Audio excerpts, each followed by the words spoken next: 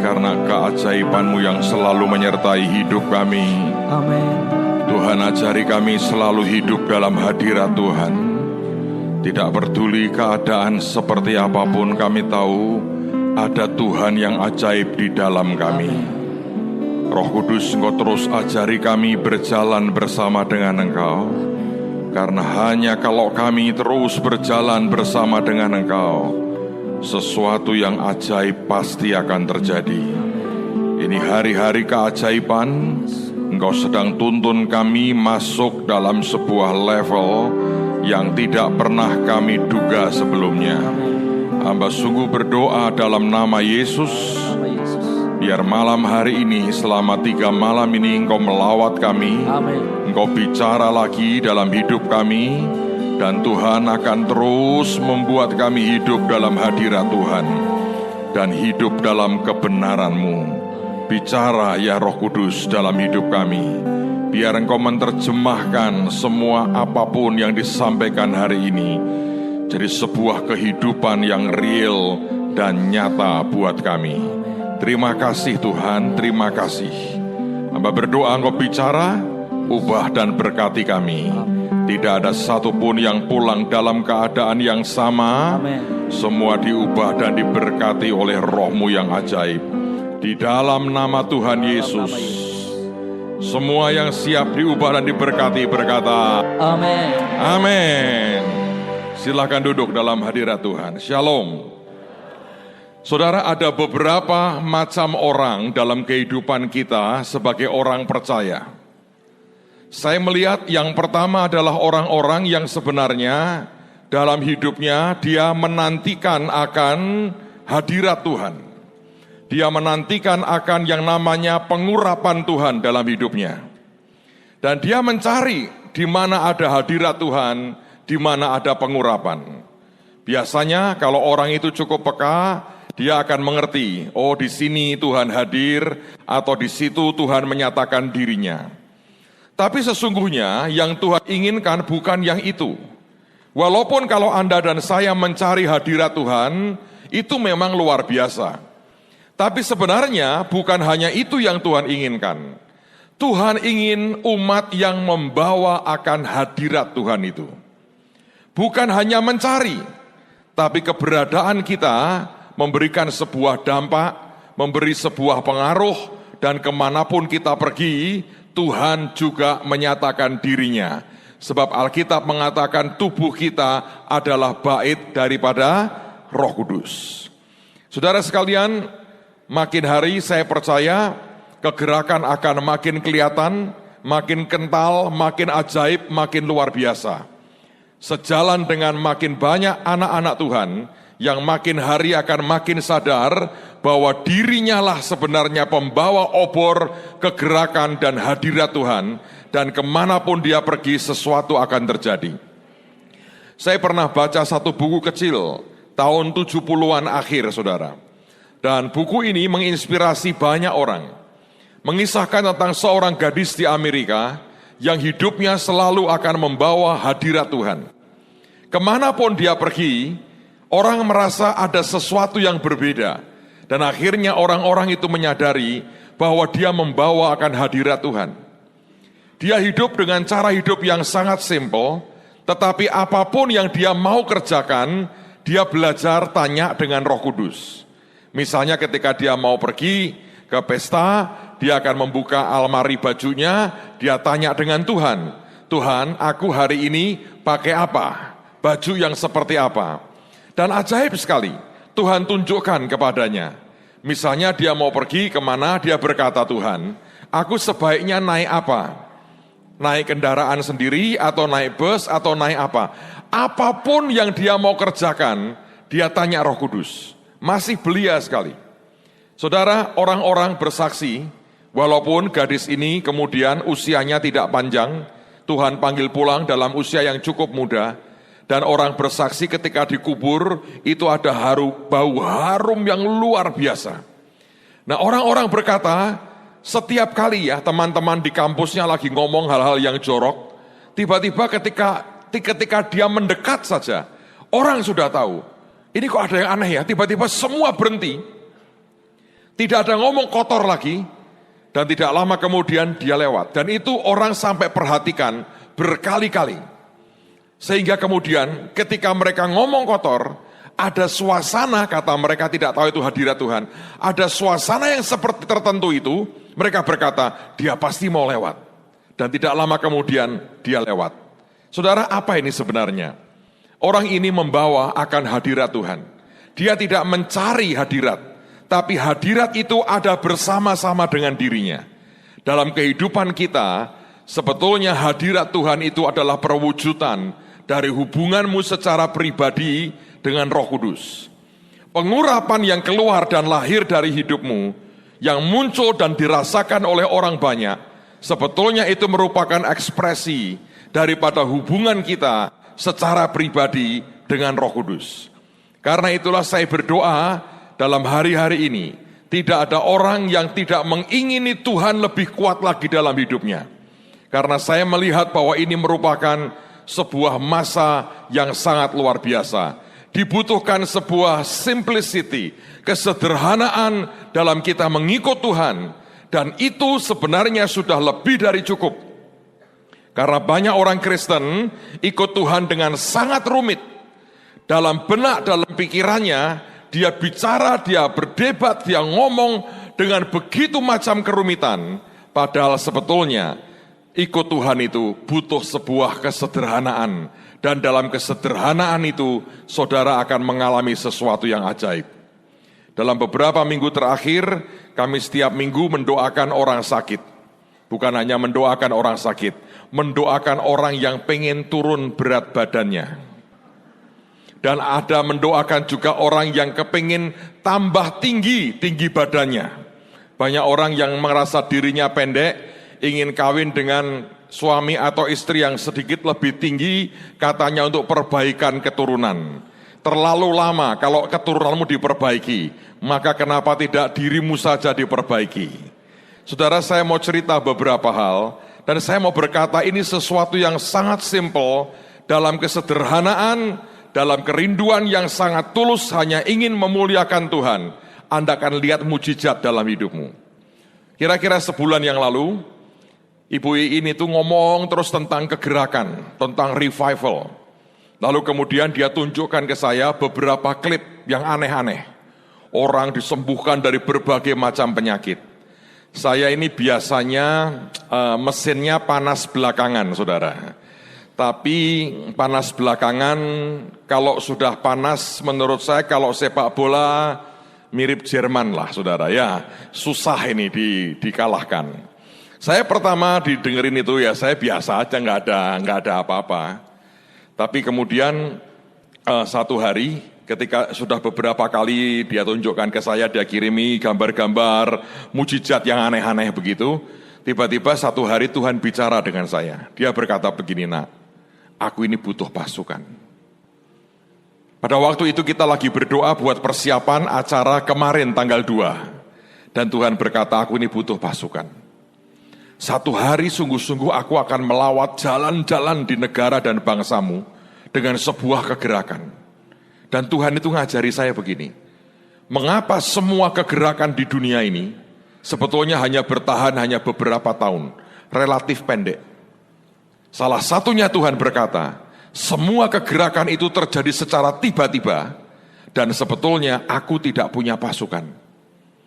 Itu kegerakan yang luar biasa, tapi hanya pendek, terjadi mendadak, tapi Tuhan berkata, aku tidak punya pasukan. Saya pernah lihat ketika di Toronto terjadi kegerakan itu, saya kalau nggak salah 2 kali ke sana. Dalam waktu singkat, itu berkembang luar biasa. Tapi hanya di satu gereja itu, bahkan tidak menjalar ke gereja lain. Hanya di satu gereja. Dan ketika terjadi kegerakan, jumlah jemaatnya makin drop. Kenapa? Tamunya banyak sekali. Itu pada tahun-tahun itu kalau Anda ke Kanada, Anda mendarat di Toronto, itu sebetulnya imigrasi buat ke gereja itu dikhususkan. Saya belum pernah lihat ada negara mengkhususkan imigrasi, loketnya itu buat nerima orang yang mau ke gereja. Hanya di Toronto terjadi. Dan antriannya paling panjang. Secara berkala imigrasi ngecek di dalam gereja. Ini benar nggak sih orang-orang tadi itu benar ke gereja? Dan setelah berkali-kali dicek dan benar, mereka nggak pernah ngecek lagi. Dan mereka tahu seluruh dunia datang ke Toronto. Tapi itu berlangsung sangat singkat, hanya beberapa tahun. Yang saya dengar jemaat yang asli pada pindah. Ketika ditanya mengapa bisa seperti itu. Lalu kemudian gambarannya seperti ini. Kalau di rumahmu tiap hari ada pesta terus. Capek nggak saudara? Sekali-kali pengen pakai celana pendek, sendal jepit nggak bisa karena pesta. Coba Anda tiap hari pakai jas dari pagi sampai malam. Muntah sampai saudara. Nggak tahan. Itu yang terjadi. Mereka tidak tahu ini apa. Mereka harus melayani banyak orang. Kebutuhan mereka sendiri nggak terlayani. Dan sebetulnya kalau dipelajari, di mana-mana seperti itu. Azusa Street misalnya. Itu hanya bergerak di sekitar Jalan Azusa di gereja kecil itu.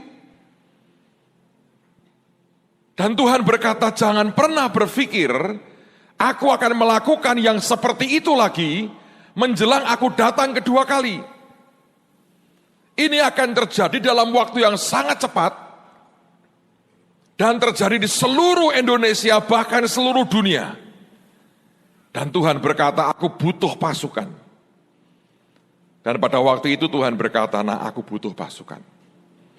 Lalu saya berkata, ayo kita doa. Minta mujizat Tuhan dinyatakan tiap minggu di gereja. Kalau Anda yang streaming, Anda tahu 1 bulan ini tiap minggu kita mengalami itu. Dan Tuhan berkata, sekali ini dia berkata, kamu gak usah nengking. Suruh jemaat, suruh penari, suruh pasukanmu yang melakukan dan doa. Supaya mereka tahu mereka juga bisa dipakai Tuhan.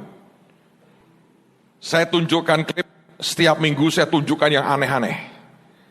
Dan saya melihat roh Tuhan itu kerja dengan ajaib. Nah suatu hari Ibu Iin berkata gini, ini ada lebih mujizat lagi. Rupanya itu kebutuhan beliau, saya tidak sadar itu. Saudara kok belum sudah tertawa itu. Dia tunjukkan di sebuah KKR, di Afrika ada hamba Tuhan, yang dipakai Tuhan dengan karunia aneh. Yaitu mendoakan orang yang berat badannya dirasa sudah mengganggu. Karena banyak orang enjoy saja. Bahkan di Semarang ada komunitas orang gemuk sekarang. Mereka eksis dan bangga dan bahagia, ya sudah. Tapi ada yang merasa terganggu. Dan kemudian dia bilang, nih coba lihat ini, coba lihat. Pada waktu itu saya lagi di Bandung, kami lagi doa hamba-hamba Tuhan di Bandung. Dan beliau tunjukkan akan klipnya. Wih, hati saya gatalnya luar biasa, saudara. Saya lihat sendiri itu ada satu ibu-ibu, berat badannya 110 kilo. Dan ini hamba Tuhan tanya, dia akan dimaju ke depan, kamu beratmu berapa? 110. Tuhan akan buat kamu turun. Dia minta Tuhan sentuh dia jatuh, getar sekali. Terus ini hamba Tuhan berkata, angkat dia ke mimbar. Dan mimbarnya sudah siap, timbangan berat badan. Bukan timbangan beras, saudara. Itu terlalu menghina. Timbangan berat badan. Dia tanya, berapa beratmu? 110. Nimbang. Begitu dia naik di timbangan, saudara. Tinggal 100. Wah, dia sudah bahagia. Turun 10 kilo. Kalau Anda ikut program diet itu sudah sengsara loh, turun 10 kilo itu. Iya toh? Hidup sudah sengsara betul itu untuk turun 10 kilo. Tapi kemudian ketika dia mau turun dari timbangan, itu pendeta berkata gini, jangan turun. Roh Kudus belum selesai dengan engkau. Lalu saya lihat itu di gambar itu goyang, terus di kamera di shoot timbangannya. Dan itu bergerak loh saudara. Dari 100 gerak, gelak, 90. Wah, orang sudah histeris. Tiba-tiba klek lagi 80. Dalam waktu singkat drop 30 kilo. Siapa yang kepingin? Coba angkat tangan. Anda yang kurus-kurus begitu tekor lah turun 30 kilo. Nih ya, banyak orang tidak sadar loh. Anda cuma 57 kurangi 30 tinggal berapa? Zombie jalan begini, anakmu berkata, dalam nama Yesus kuntilanak keluar kau. Mari yang wajar saudara ya, ini bukan untuk mainan tapi ini serius. Turun 30 kilo. Beberapa ibu-ibu itu kelihatan sekali itu. Sampai pada melorot semua rok dan celananya. Wah itu sebuah mujizat yang menimbulkan sedikit masalah di kemudian hari sih. Ketika terjadi pada waktu itu. Saya pada waktu itu hati saya sudah gatal sekali. Saya bilang, masa Tuhan tidak bisa lakukan yang sama? Ibu ini berkata, amin, amin. Aku mau. Oke, benar mau? Mau. Ambil timbangan badan. Enggak mau. Doakan tanpa itu, enggak bisa. Saya mau mendoakan kamu di atas timbangan badan. Sebab saya punya pengalaman buruk dengan beliau, saudara. Beberapa tahun lalu kami ke Kalimantan. Dari kota Pontianak mau ke satu kota di perbatasan Malaysia. Naik pesawat kecil. Itu pesawat setiap orang berdiri di atas timbangan, saudara. Badan dan barang kita ditimbang karena pesawatnya kecil. Yang terakhir ditimbang beliau. Begitu naik, pilotnya berkata, wah, bahan bakar harus dikurangi. Itu saya sudah punya pengalaman. Jadi saya bilang, ayo naik di atas timbangan. Enggak mau. Akhirnya saya pulang Semarang, saya bilang sama Bunda, nanti Minggu aku minta bawain timbangan berat badan. Saya bilang, Bapak mau ngapain? Saya mau nekat. Tapi saya ngomong sama Tuhan dulu. Tuhan kau ngerti hatiku. Aku tidak cari sensasi. Terlalu beresiko kalau aku cari sensasi. Ya kalau ada yang turun, kalau tidak ada. Orang didoakannya di atas timbangan. Kalau cuma cari sensasi, terlalu beresiko. Tapi saya bilang begini, Tuhan kau bilang, engkau butuh pasukan. Pasukan yang bisa digerakkan kemanapun. Tidak harus aku sebagai hamba Tuhan yang mendoakan. Mereka juga bisa. Saya mau bersaksi buat saudara. Ada sedikit ralat sebetulnya. Pada waktu Minggu pagi, rekor tertinggi itu pada waktu pertama kali, sekian menit pertama tidak terjadi apa-apa saudara. Mereka tidak berkeringat, saya yang keluar keringat dinginnya. Saya bilang betul-betul tidak terjadi apa-apa ini. Tapi saya bilang Tuhan kau ngerti hatiku lah. Paling-paling malu tidak apa-apa. Saya bilang ayo semangat sembahyang. Di depan saya itu seorang ibu dokter saudara. Dia naik di atas timbangan dan di depan mata saya turun 2 kilo. Glak-glak. Dia kaget, saya juga kaget, saya teriak, dokter 2 kilo. Iya Pak 2 kilo. Itu bahagia sekali 2 kilo. Karena banyak orang, saya sudah diet Pak, turun kemarin 2 kilo. Sekarang gimana? Setelah ikut Monas, saya muter, saya makan siang, saya tambah 5 kilo. Dia bahagia. Tapi pagi itu ada satu ibu, dia turun sampai 7 kilo. Wih, saya bahagia sekali saudara. 7 kilo. Nah, ini yang saya belajar ya saudara, kalau Anda mendengar firman jadi rema dan dalam kesederhanaan saudara, itu akan membawa dampak luar biasa sih. Rupanya ada jemaat yang streaming pagi itu, dia mau kebaktian sore, tapi pagi mungkin sambil tiduran dia streaming. Dia itu beratnya 100 sekian, 100 berapa ya? 112 kilo. Dia bilang, Tuhan nanti malam aku mau kebaktian. Aku juga mau percaya ini turun 112. Laki. Lalu kemudian sorenya datang kebaktian. Sepanjang kebaktian keringat ngocor terus. Lalu kemudian ini kesalahan sih. Dia maju ke depan, didoakan, dia naik di timbangan. Turun menjadi 93. Nah, ini Pak Victor teman saya salah ngitung, dipikir turun 9. Ternyata berapa? 19, saudara. Turunnya itu ternyata sampai 19 kilo. Anda tepuk tangannya nggak terlalu yakin loh bahwa itu terjadi. Gini, ya Tuhan, malam ini saya begitu. Nggak ada timbangan berat badan toh, nggak ada kan? Bagaimana kalau besok malam praktek? Tapi yang doain penari-penari. Karena mereka kurus-kurus, biar mereka yang mendoakan. Selesai ibadah, dijajar timbangan berat badan. Besok ada Bu Iin, siapa tahu beliau tergerak hatinya, ya kan? Mungkin beliau kalau berdoa rame-rame dengan saudara, akan terjadi sesuatu sih.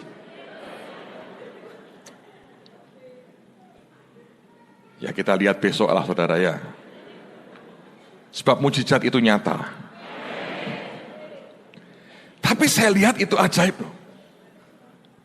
Dan sejak itu setiap minggu saya doain begitu.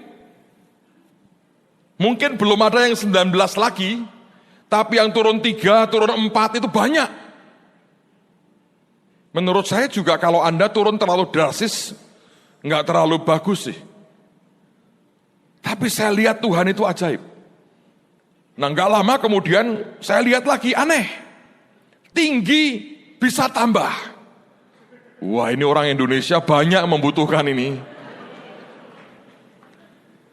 Lalu kemudian saya ngomong itu di youth kami. Wah youth ini kurus-kurus, kalau kurangi lagi sudah nggak bisa ini. Tapi pendek-pendek, susah ini masuk jadi polisi atau tentara kagak diterima nih. Apalagi pilot, waduh masalah ini. Kalau Anda nggak lihat kan begini kan susah saudara. Lalu kemudian saya bilang begini, ayo siapa yang mau nambah, karena di klip itu saya lihat saudara. Itu orang disuruh duduk, diperintahkan kakinya nambah, itu kelihatan loh, gerak. Lalu kemudian yang satu lagi diperintahkan gerak, ajaib loh. Lalu saya bilang, ayo dicoba. Maka dicobalah.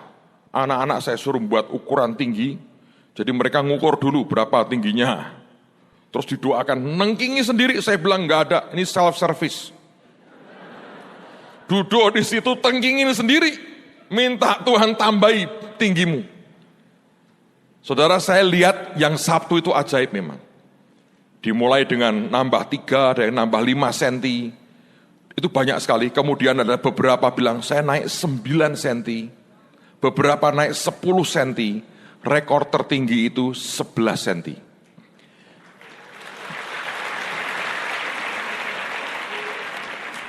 Itu ada anak umur 21 tahun, datang mungkin dengan ceweknya, lebih tinggi ceweknya, jadi kalau dia pacaran dia begini terus. Karena ceweknya lebih tinggi. Dia itu 144. Pada waktu didoakan, jadi 155. Dan disuruh jejer sama ceweknya, lihatnya begini sekarang. Dan ceweknya berkata, ya ini cowok saya lebih tinggi dari saya sekarang. Tidak usah nunggu perbaikan keturunan, dia sudah diperbaiki Tuhan, saudara. Amen. Siapa yang butuh tinggi badannya ditambah?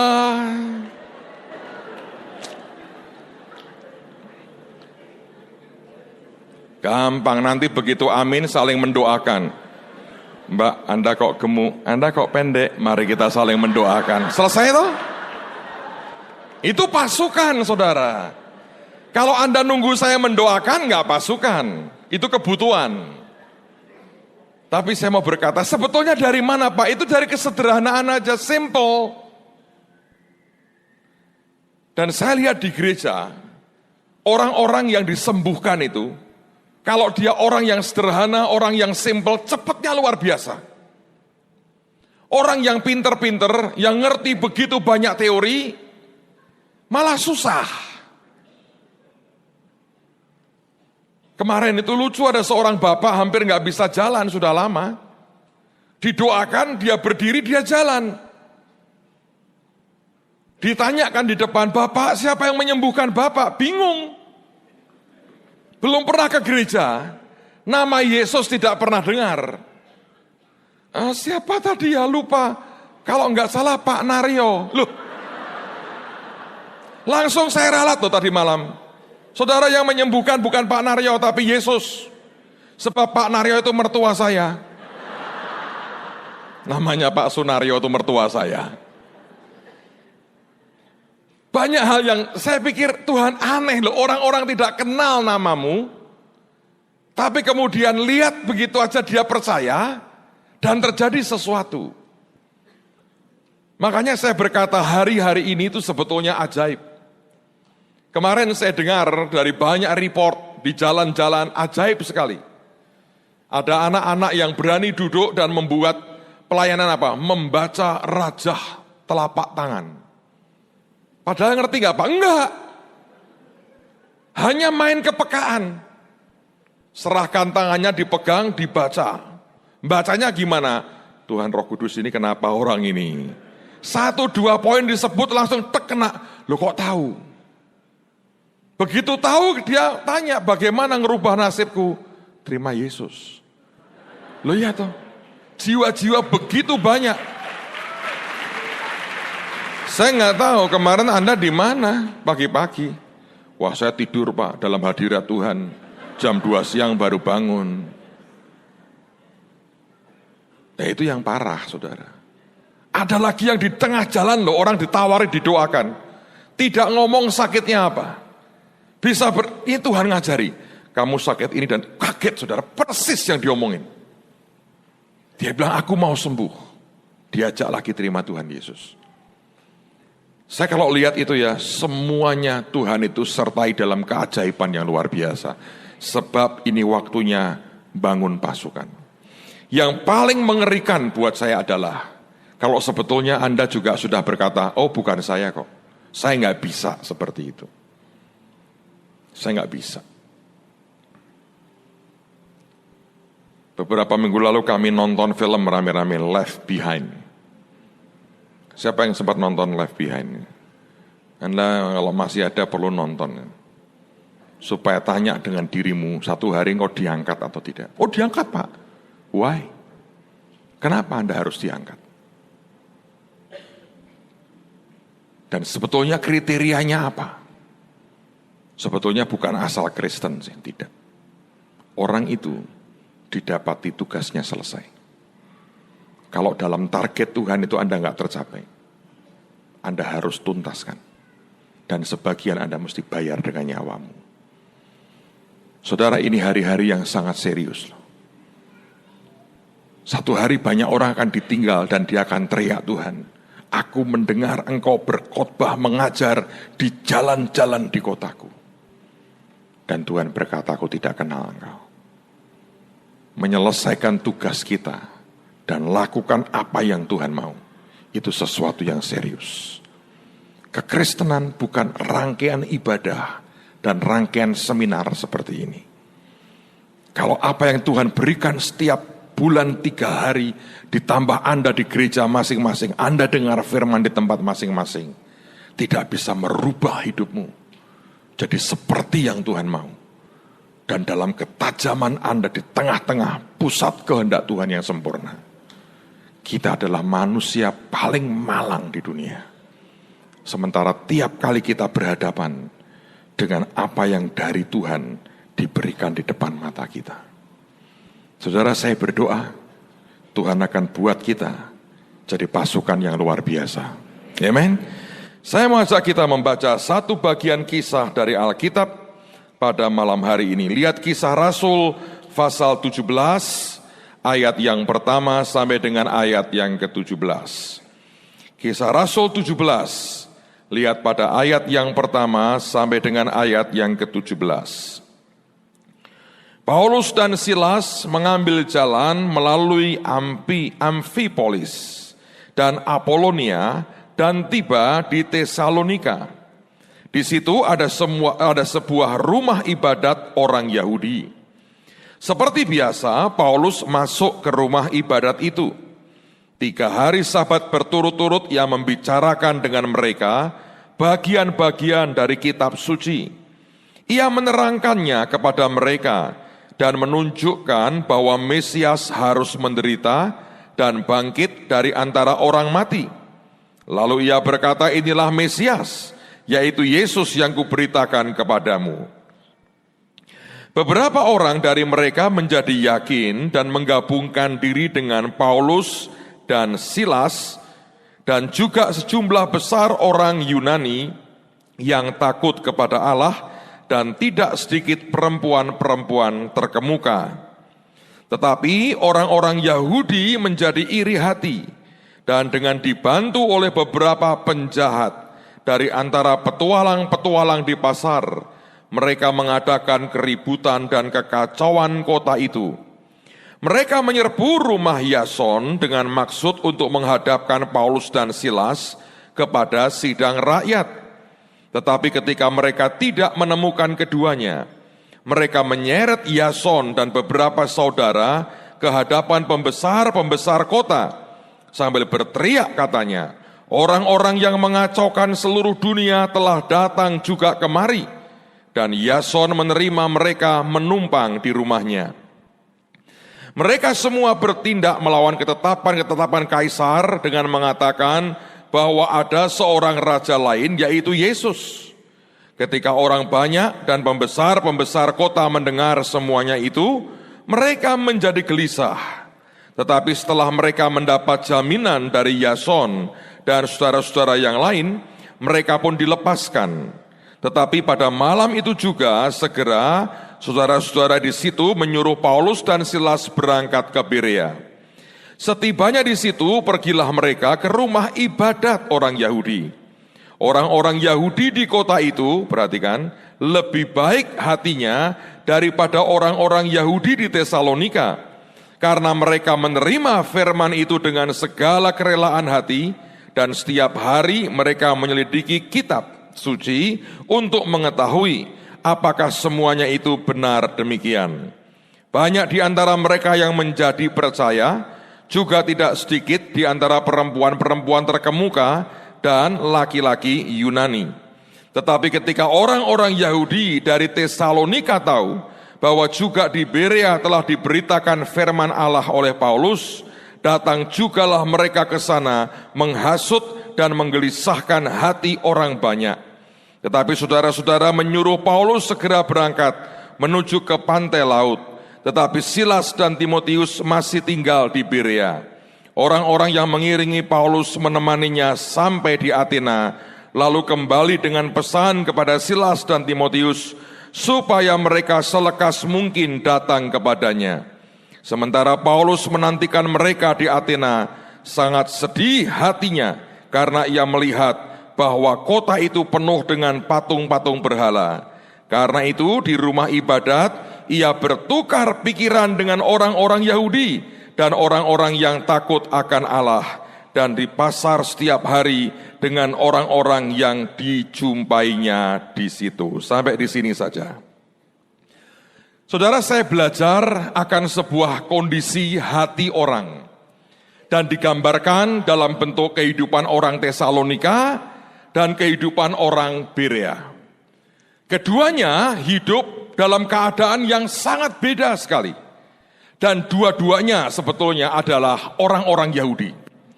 Yang satu adalah orang-orang Yahudi yang tinggal di Tesalonika. Yang lain adalah orang-orang Yahudi yang tinggal di Berea. Nah, apa perbedaannya? Saya ingin tunjukkan beberapa hal kepada saudara. Biarkan firman ini jadi sebuah cermin buat kehidupan kita untuk tahu apa yang Tuhan suka dan apa yang Tuhan tidak suka. Yang pertama, Anda harus mengerti nama dari Tesalonika. Dan nama itu menyandang sesuatu arti, dan saya percaya ada spirit tertentu di dalam kota itu.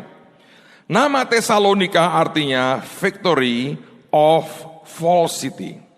Apa itu artinya? Itu artinya gampangnya gini, kepalsuan yang menang. Bukan kemenangan atas kepalsuan, enggak. Kepalsuan yang menang. Saudara sekalian, Kalau Anda dan saya mau jujur, sebetulnya orang Indonesia dari kecil kita sebetulnya sudah terdidik dengan yang namanya hidup dalam kepalsuan. Saya masih ingat ya, saya nggak tahu dengan kota-kota lain atau tradisi suku lain. Tapi dulu saya waktu kecil, orang tua saya, opa, oma saya kalau ngomong begini, nih ya makan jeruk. Terus dia ngomong gini, bijinya jangan kamu telan. Kalau bijinya kamu telan, nanti tumbuh di kepalamu pohon jeruk. Siapa yang pernah dengar begitu? Coba angkat tangan. Wih, sama kan saudara? Bohongnya luar biasa. Waktu itu kita percaya. Ya kan? Begitu ketelan kita nangis. Kita bilang, ketelan ini gimana? Jawabnya gampang, minum yang banyak. Dan mereka tidak gelisah. Kalau betul di atas kepala kita bisa keluar pohon jeruk, kan mereka gelisah. Loh, saya beri sesuatu yang sangat simple. Ini namanya yang menang apa? Kepalsuan. Dan kita begitu percaya dengan yang namanya kepalsuan ini. Lalu kalau Anda makan, beberapa orang tua ngomong begini, kalau makan itu jangan bagian brutunya, kalau ayam itu, ya. Pernah dengar itu? Nanti kamu jadi orang paling belakang. Lah terus siapa yang makan? Mak saja yang makan karena sudah tua. Sekarang saya baru tahu itu bagian paling enak sebetulnya.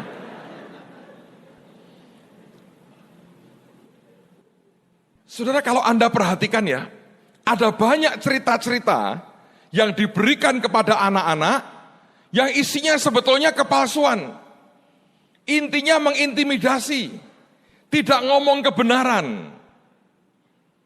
Nah sekarang kalau di sebuah kota atau di sebuah kelompok atau ada pada pribadi orang yang selama ini yang menang adalah kepalsuan. Saudara bisa bayangkan tak? Kebenaran seperti apapun akan diberikan tidak akan pernah tumbuh.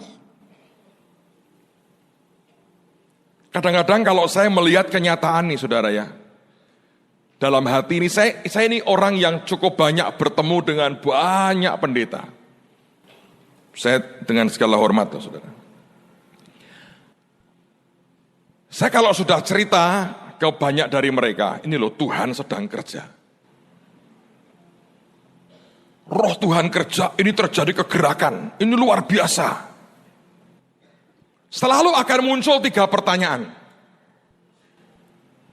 Pertanyaan pertama, yaitu nanti kelompok itu tidak marah. Nanti tidak diserbu gerejanya. Nah kalau gereja dibakar, selalu pertanyaannya begitu. Artinya dia berkata begini, itu terlalu beresiko. Padahal, tahukah Anda, kalau itu sudah mulai itu yang pertama muncul, yang sedang dipotong dan dihabisi adalah amanat agung Tuhan Yesus. Kalau semua yang kita kerjakan untuk membawa jiwa kenal dengan Yesus, dikalahkan dengan sebuah ketakutan yang sebagian besar tidak pernah terbukti. Beranikah kita satu hari bertemu dengan Yesus? Sementara kita sedang memotong, mengebiri, maaf ini, amanat agungnya. Kalau kita mengaku orang Kristen, amanat agung Tuhan Yesus saja kita potong. Menurut saya tidak punya muka lagi loh, untuk berani ketemu dengan Tuhan. Iya kan? Kalau sebuah pesan yang paling hebat, yang diakui dari abad ke abad, ini Great Commission, Great Commission. Dan itu yang paling tidak kita kerjakan. Sebetulnya kita hidup dalam kepalsuan. Karena kata Kristen artinya Christ-like, yang seperti Kristus. Lalu yang kedua begini, follow up-nya bagaimana? Jadi kalau tidak ada follow up-nya, kenapa harus diinjili? Itu seperti mengaborsi. Wih, saya kaget sekali. Firman berkata, Tuhan yang sanggup menjaga dia dari tersandung dan dari jatuh. Tuhan yang sanggup menjaga dia dengan tak bernoda di hadapan Tuhan. Yang sanggup jaga itu Tuhan. Saudara Billy Graham pernah mensurvei KKR-KKR yang dia buat. Dari begitu banyak, dia juga mengakui yang bertobat waktu dia KKR maksimal cuma 5-10%, yang sekian tahun kemudian masih tetap setia ke gereja. Tapi apakah membuat semua KKR-nya tidak ada artinya? Menurut saya tidak. Ada rahasia Tuhan yang kita tidak tahu. Tapi perintah Tuhan jelas, pergi, jadikan semua bangsa muridku. Kita lakukan bagian kita, Tuhan kerjakan bagian kita. Tapi tidak ada alasan untuk Anda dan saya mengebiri akan sebuah kebenaran. Dan pertanyaan klasik berikutnya adalah, duitnya habis berapa kira-kira ini? Saudara, tiba-tiba saya ingat sesuatu. Di banyak gereja kalau Anda lihat, hiasan bunganya itu selalu bunga plastik. Karena kalau tiap minggu ganti bunga segar mahal. Tidak ada yang salah dengan itu.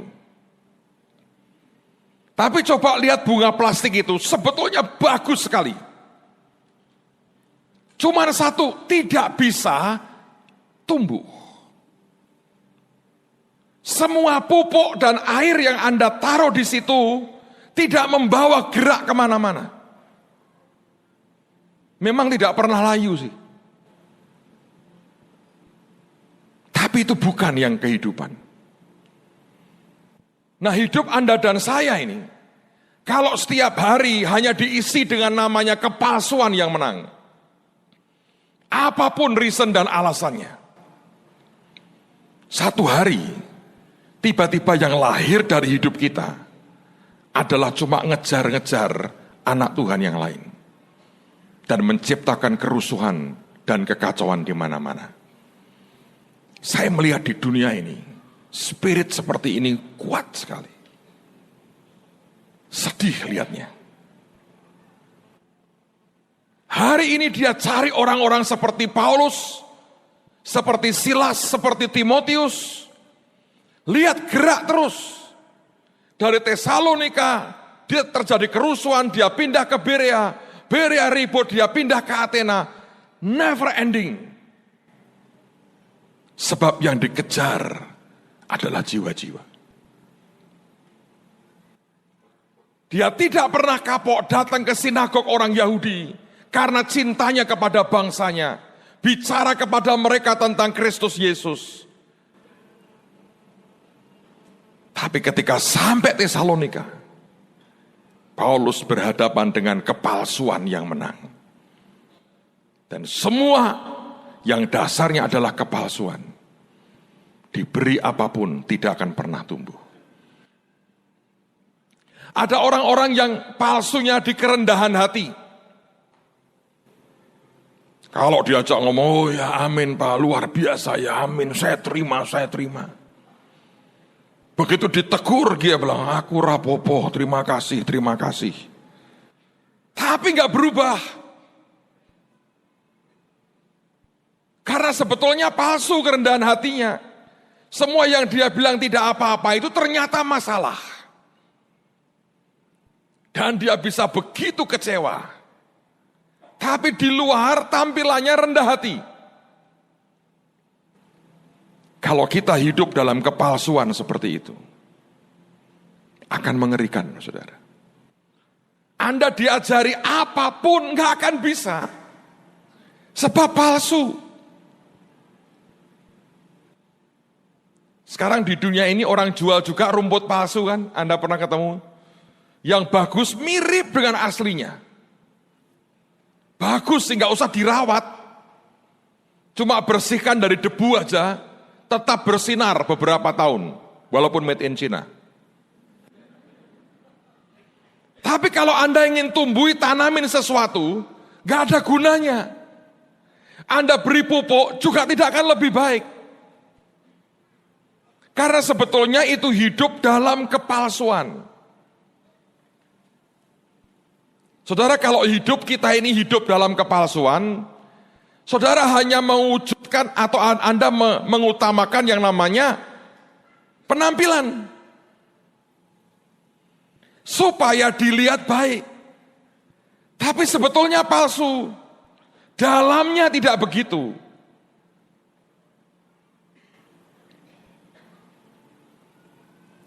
Dan itu mengerikan. Alkitab mengatakan sebuah cerita dalam Kisah Rasul. Ada seorang bernama Barnabas. Dia menjual tanahnya. Dan hasil tanahnya itu dia kemudian taruh di depan kaki para rasul. Dia persembahkan semuanya. Setelah cerita itu, maka ada cerita berikutnya yang nyambung. Dan dimulai dengan berkata, tetapi di situ juga ada Ananias dan Safira. Rupanya Ananias dan Safira melihat kalau orang nyumbang semua yang dia punya, itu menciptakan kehebohan yang ajaib. Anak-anak Tuhan bersuka cita memuliakan Tuhan. Dia ingin kehebohannya itu. Dia berkata, enak ya. Kalau tiba-tiba semua orang bisa bersyukur ke Tuhan dan menyebut nama kita. Tapi sebetulnya dalam hatinya dia tidak punya hati untuk memberikan semua buat Tuhan. Cuma dia ingin menikmati kehebohannya. Saudara tahu apa yang terjadi? Dia menjual tanahnya dan hanya sebagian dari hasil itu yang dia serahkan ke Tuhan. Tapi dia mengaku semua dia serahkan. Sebetulnya itu apa? Kepalsuan. Dan Rasul Petrus berkata, mengapa engkau mendustai Roh Kudus? Tanah itu milikmu, Tuhan tidak minta. Kalau engkau jual juga milikmu. Engkau boleh beri sebagian, tidak memberi juga tidak apa-apa. Tapi mengapa engkau mengaku bahwa engkau memberikan semuanya? Dua-duanya mati hari itu. Kenapa, saudara? Kepalsuan. Sebab Ananias dan Safira melihat Barnabas ini kelak kemudian bahkan jadi rasul. Dan mereka berkata, ini luar biasa ini. Semua orang memuji, semua orang mengagumi dia karena persembahannya. Dan kehebohan itulah yang mereka berdua ingin nikmati. Padahal sebetulnya hati mereka tidak pernah siap dengan harga yang harus dibayar. Dan Tuhan juga nggak nuntut kok. Tapi kalau orang hidup dalam kepalsuan, hanya ingin dilihat orang dan dipuji orang, Anda sedang mendidik dengan cara salah hidupmu sendiri. Dan saya berdoa, tidak ada kepalsuan di antara kita dengan Tuhan. Amen. Jadilah orang Kristen apa adanya. Pak, nanti kata orang gimana? Ya memang. Lalu untuk apa Anda pikirin kata orang? Oke, yang penting kata Tuhan, jadi aku tidak akan apa-apa. Itu juga orang nekat sebetulnya. Tapi saya berdoa, mari jadi orang apa adanya dengan Tuhan. Dalam ketulusan, sebab itu kerendahan hati. Buat apa Anda ingin dapatkan sebuah kehebohan?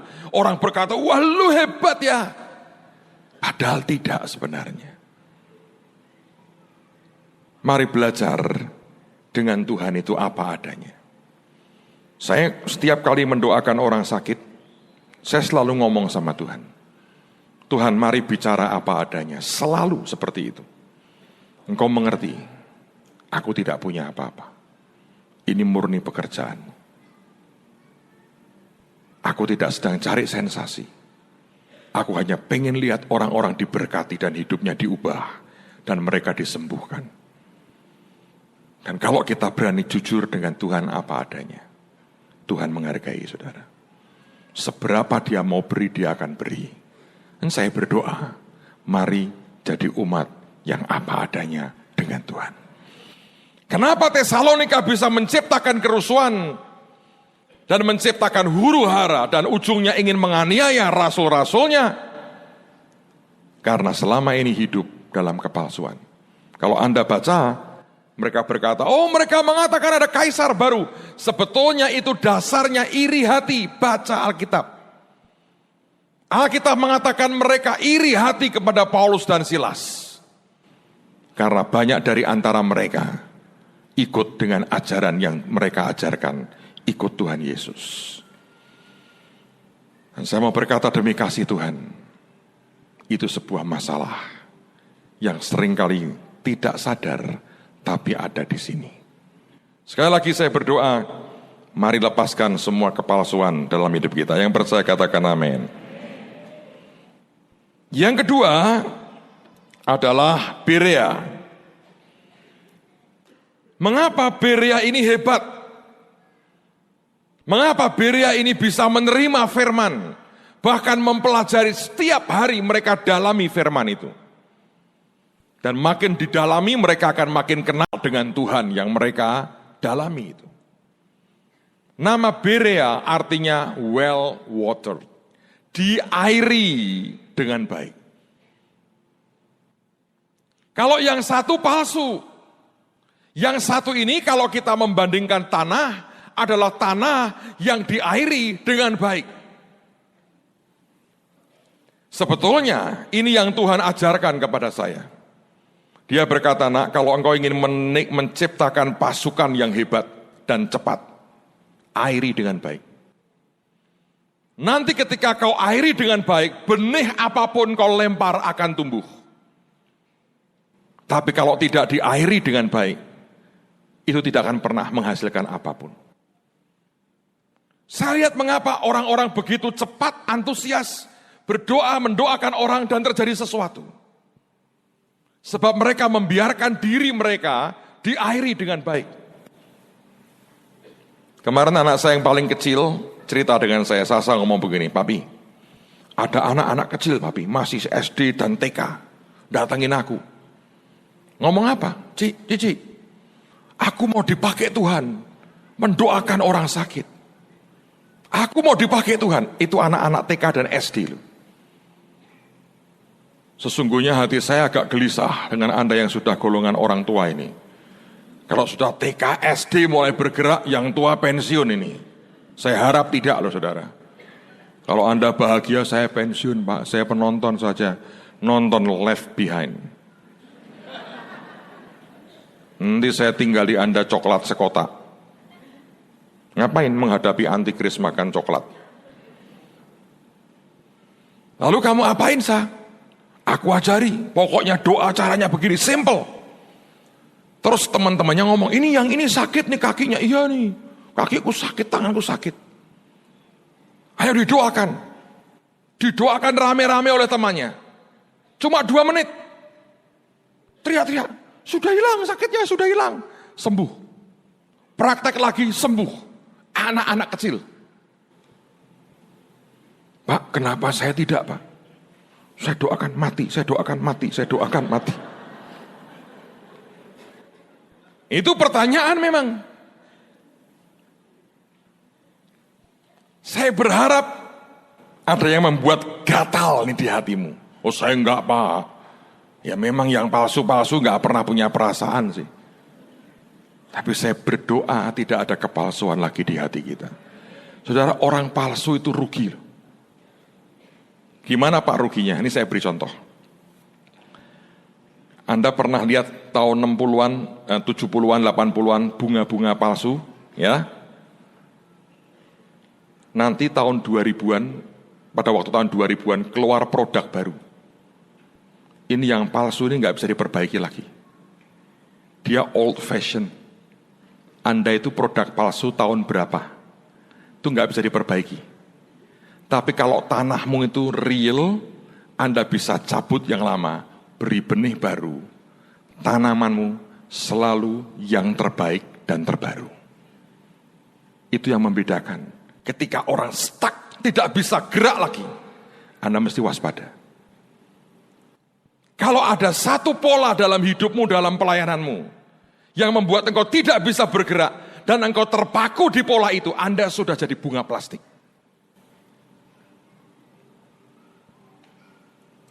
Memang perawatannya gampang.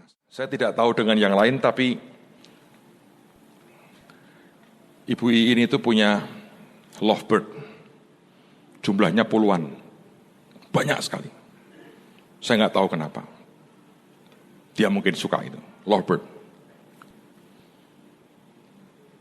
Beberapa bulan lalu, atau beberapa tahun lalu, ada seorang hamba Tuhan. Kalau Anda ke JKI sekarang, kami punya kandang gede sekali. Isinya juga lovebird, saudara. Dan berbagai burung yang lain. Nah, ini tuh aneh sekali. Sebetulnya ada seorang yang tinggal di Jawa Tengah. Bapak ini tuh miskin, jatuh miskin, habis-habisan, bangkrut, usahanya habis, tidak tertolong sama sekali. Utangnya banyak. Pada suatu hari Minggu, dia streaming kebaktian di tempat kami. Pada waktu dia streaming kebaktian di tempat kami, pada waktu itu dia bersaksi, saya lagi mendoakan untuk pembalikan keadaan. Nah, dia duduk di dalam rumahnya, utangnya sangat banyak. Saya berkata, ayo sembahyang, percaya pembalikan keadaan. Dan dia cuma angkat tangan, dan dia berkata, Tuhan, aku sudah tidak tahu lagi harus seperti apa. Aku hanya mau berkata, Tuhan, aku minta pembalikan keadaan. Setelah dia berdoa selesai, amin, sampai ibadah selesai, tiba-tiba suara Tuhan berkata begini, pelihara burung. Dia bilang, Tuhan, kok pelihara burung? Dia ngomong ke adiknya, tadi aku habis ikut kebaktian streaming, Tuhan berkata aku suruh pelihara burung. Adiknya berkata, kamu seumur-umur gak pernah pelihara burung. Gak mungkin lah. Terus dia bilang, tapi Tuhan ngomong begitu. Aku percaya ini suara Tuhan. Aku mau taat. Dia beli lovebird sepasang. Saudara, ternyata burung ini beranaknya, bertelur, beranaknya cepat sekali. Dan yang lahir warna aneh-aneh. Dan di zaman itu kalau Anda tahu warna aneh itu artinya satu ekor bisa jutaan. Dalam waktu hanya 4 bulan, nggak lebih kurang dari 4 sampai 6 bulan. Dia bisa kumpulin uang sampai 1 M, saudara. Dia bayarin semua hutangnya. Sementara orang yang utang dengan dia tidak ditagih. Saudara, sekarang ini kalau Anda ngerti, dia beli satu kompleks gede, dia bangun gereja, dia bangun sekolah, dia bangun panti asuhan, dan masih pelihara burung. Kami diberi burung lovebird yang warnanya aneh-aneh. Bagus. Di JKI ada, di rumahnya Bu Iin ada, di Mahanaim menurut saya tidak ada, di rumah beliau ada. Di rumah Pak Hadi anjing banyak, beda. Di rumah Pak Yusak lain lagi. Satu hari kami khotbah di Surabaya beberapa tahun lalu. Ini burung yang tidak pernah sakit, tidak pernah mati, tidak pernah ganggu. Kami lagi jalan di kota Surabaya. Ada seseorang jual burung-burungan dalam sangkar. Dengan baterai ketika dionkan cuy, tidak pernah terbang, tidak pernah minum, tidak pernah makan tanpa perawatan, cuy. Dan Bu Yusak berkata ke Pak Yusak, yang aku pengen itu. Dan Pak Yusak berkata, oke. Pulang bawa 2 sangkar, isinya burung-burungan. Sampai hari ini tidak usah dirawat, tidak pernah tidak ada baunya apa-apa. Gampang, tinggal on, ting, cuy, baterai habis, ganti, selesai. Tapi setelah sekian tahun tidak pernah jadi melihatan. Sebab cuman palsu. Apakah kita mau jadi seperti orang Tesalonika, di mana kepalsuan itu yang menang dalam kehidupan kita? Atau sebenarnya kita mau jadi seperti orang Berea, Yang Alkitab berkata hatinya lebih terbuka, cara berpikirnya lebih terbuka, sebab kata Berea artinya diairi dengan baik. Dalam kehidupan kita, dalam kekristenan kita, mari jangan jadi orang Kristen palsu. Kelihatannya baik, tapi tidak menghasilkan apa-apa. Mari jadi orang-orang percaya yang berkata, Tuhan airi aku dengan roh-Mu setiap hari. Maka Tuhan akan memberikan setiap benih yang terbaik dalam kehidupan kita dan hidupmu akan berbuah dengan luar biasa. Amen, saudara. Saya kalau lihat apa yang Tuhan kerjakan hari-hari ini, saya bersyukur sekali. Kalau Anda lihat orang dengan, seperti kejadian kemarin, saya dengar dari beberapa teman itu kan tidak disetting buat kebaktian atau acara di Monas itu. Tapi ketika diajak berdoa untuk orang sakit, tumor hilang. Saudara, kalau Anda selesai dengan itu, bahagia tidak sih? Pasti bahagia. Dan kalau itu kerinduan hati Tuhan, saya berdoa juga kerinduan hati kita. Ada sangat banyak hal yang hari-hari ini Tuhan mau kerjakan dalam hidup kita. So firman hari ini berkata, jangan pilih yang palsu, pilih yang diairi dengan baik, pilih yang punya kehidupan. Saya mau tutup dengan cerita ini. Kira-kira ini terjadi mungkin belum 1 bulan yang lalu. Hari itu hari Sabtu, ada kebaktian youth, Pak Hengki yang khotbah, saya cuma sharing sebentar. Selesai malam itu saya bermaksud pulang ke rumah, saya lagi nunggu anak-anak saya lagi doa di ruang tari. Jadi saya nunggu di lobi dan kemudian keluar ke areal parkir. Kalau Anda pernah ke Holy, itu areal parkir yang di lobi yang dekat dengan lapangan bola kami. Itu hari Sabtu dan Minggu sore lapangan kami itu mau dipakai pertandingan bola antara Polda Jawa Tengah dengan Akademi Kepolisian. Jadi anak-anak menyiapkan tenda VIP buat para pejabatnya yang mau nonton. Saya malam itu coba lihat ke arah lapangan bola dan di itu ada pohon cukup besar, saya di bawah pohon itu. Lihat lagi dikerjain.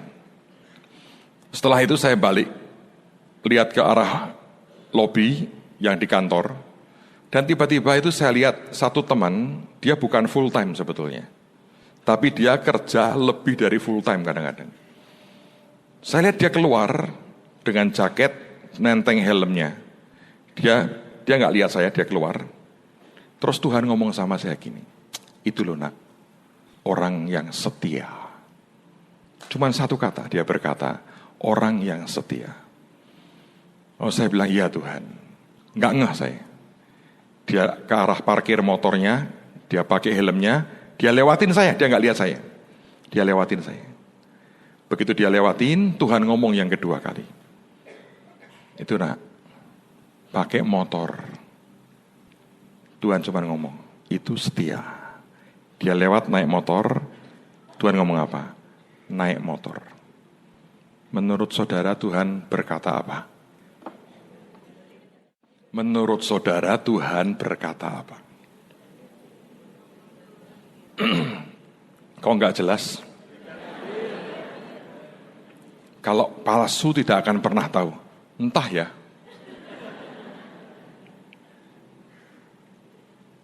Saya kaget, saya bilang, oke Tuhan. Terus ada Pak Hasto itu, saya panggil. Saya rundingan. Dia itu kerjanya apa? Kerjanya ini Pak. Memang nggak ada mobil ya dia? Nggak ada Pak. Saya bilang, mobil yang nggak terlalu mahal, saya pasti belum bisa lah kalau suruh beliin Lamborghini atau Ferrari. Mungkin 1 hari ya, tapi sekarang ini belum nih. Tapi aku merasa Tuhan suruh aku beliin dia mobil. Akhirnya kita rundingan, dapat merek tertentu. Saya bilang, coba dicek. Kemudian di jemaat rupanya jadi agent saudara, dikasih diskon. Terus saya bilang gini sama Pak Hasto, besok malam, minggu malam selesai kebaktian suruh temuin saya. Nah Pak Hasto itu nakal, tidak diceritain apa, ditakut-takuti. Kamu minggu sore dipanggil Bapak. Stres saudara, stres.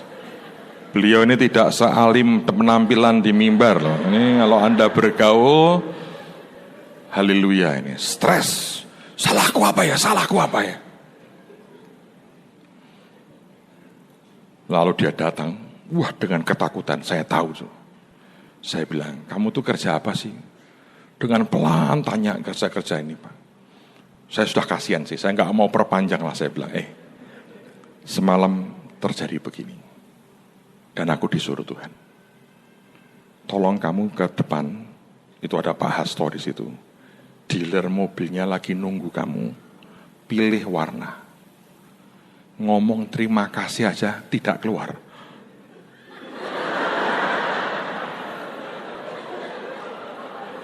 Frozen.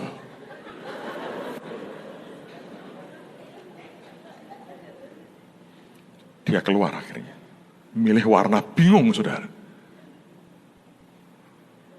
Saya ngomong dengan dia, maafkan saya, belum bisa memberimu Lamborghini. Mungkin suatu hari. Bapak ngomong gitu, ya siapa tahu toh. Enggak salah dong ngasih orang Lamborghini kalau disuruh Tuhan. Tapi hari itu saya lihat sesuatu. Dia pulang ngomong dengan Bu Ripka, wah saya enggak kebayang. Saya mau tanya dengan saudara, bahagia siapa, dia atau saya? Aku lebih bahagia. Bertukar posisi Pak? No way. Bahagia toh? Wah kalau gitu Pak, saya akan naik motor lewat ke depannya bunyiin. Ces, ces, ces, ces. Saya beritahu Anda akan disemprot tumen langsung.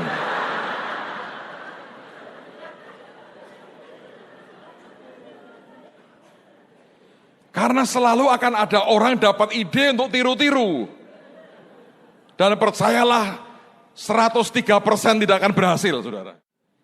Karena setelah itu ya tidak ada apa-apa lagi nih. Saya juga bukan cari-cari.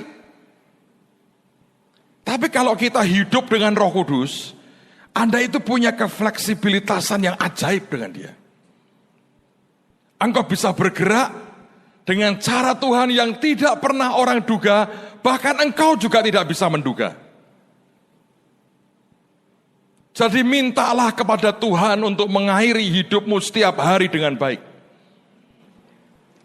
Sebab pada saat engkau membiarkan Tuhan, Roh Kudus mengakhiri hidupmu, engkau akan jalan dengan Tuhan dalam keajaiban demi keajaiban. Amen, saudara. Dan menurut saya kesaksian kita akan mulai bergeser. Dari yang berkata, puji Tuhan aku dapat duit, puji Tuhan aku dapat motor, puji Tuhan aku dapat mobil, puji Tuhan dapat rumah. Tiba-tiba engkau akan bergeser. Puji Tuhan aku memberi dia uang, puji Tuhan aku membelikan dia motor 30, puji Tuhan aku beliin mobil. Ya kan? Itu dibawa Tuhan ke next level. Dan itu akan membawa keajaiban demi keajaiban dalam hidup kita. Saudara, sebelum kita selesai, malam ini buat hanya yang tergerak saja. Saya mendengar daerah Flores dan sekitarnya, di Larantuka dan sekitarnya, ada daerah-daerah sedang mengalami gagal panen, sehingga terjadi ancaman kelaparan. Hari ini kami kirim 2 orang untuk meninjau on the spot daerah itu, dan hama tikusnya mengerikan. Kita mau ajai mereka peperangan rohani, kita mau bantu pupuknya, kita mau bantu benihnya, kita mau bantu sembako sementara untuk mereka bertahan. Saya mau ajak Anda ikut ambil bagian untuk memberi. Anda sudah diberi amplop, nanti tolong dibagi, taruh kotak di depan. Selesai ibadah, Anda yang berkata, Pak saya mau ambil bagian, maju sebentar, taruh di sini. Mari kita bantu orang-orang, saudara-saudara kita yang membutuhkan dan terancam kelaparan. Saya percaya semua blessing yang ajaib. Anda kan belum dimintain mobil dan Lamborghini, belum kan? Oh saya baru level helikopter kok Pak. Yes, amin. Tapi kalau saudara bisa lakukan dari yang terkecil, Anda akan hidup dalam anugerah Tuhan yang luar biasa. Ada yang membutuhkan amplop dan Anda belum mendapatkannya, boleh angkat tangan, teman-teman akan membagi. Hanya yang tergerak saja. Tapi saya berdoa, mari jadi umat yang diairi Tuhan, dan kemanapun Tuhan gerakkan kita, Tuhan akan tolong kita.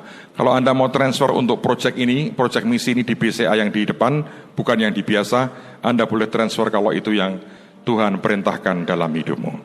Amen. Mari kita berdiri bersama-sama, kita bersyukur untuk apa yang Tuhan kerjakan dan lakukan dalam kehidupan kita. Mari kita bangkit berdiri sama-sama. Setelah doa penutup, Anda boleh nanti maju ke depan dan taruh persembahanmu, support saudara, untuk apa yang Tuhan kerjakan buat kita dalam hari-hari ini.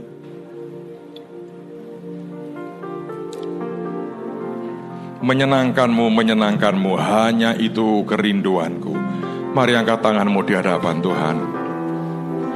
Ini kerinduan hati kami Tuhan, menyenangkan akan hatimu saja.